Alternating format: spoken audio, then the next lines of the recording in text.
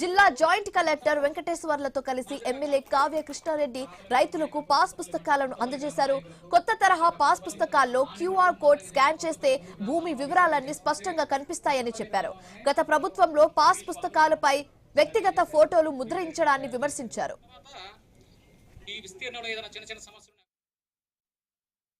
ఈ రోజున ఈ క్యూఆర్ కోడ్ ని మనం గాని ఈ క్యూఆర్ కోడ్ ఉంది అంటే మీ పొలము ఎలా ఉందనేది కూడా ఇక్కడ మార్కింగ్ ఇవ్వడం జరిగింది.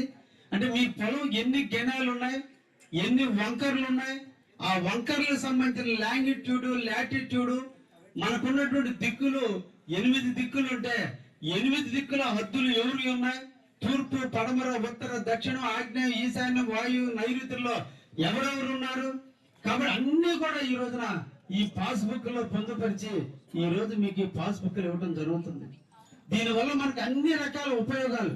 ఇక్కడ నుంచి బ్యాంకు లోన్ కావాలంటే బ్యాంకు లోన్ ఇచ్చేటువంటి మేనేజర్ లేదంటే సూపర్వైజర్లు మీ పొలానికి వచ్చి చూడాల్సిన అవసరం లేదు. వాళ్ళు ఈ ఎఫ్ఎంబీలో ఉన్నటువంటి ఈ క్యూఆర్ కోడ్ కానీ వాళ్ళ ఇంటి అక్కడ కూర్చొని ఫోన్లో కానీ కొడితే ఈ భూమి ఎక్కడుందో చెప్పేస్తుంది.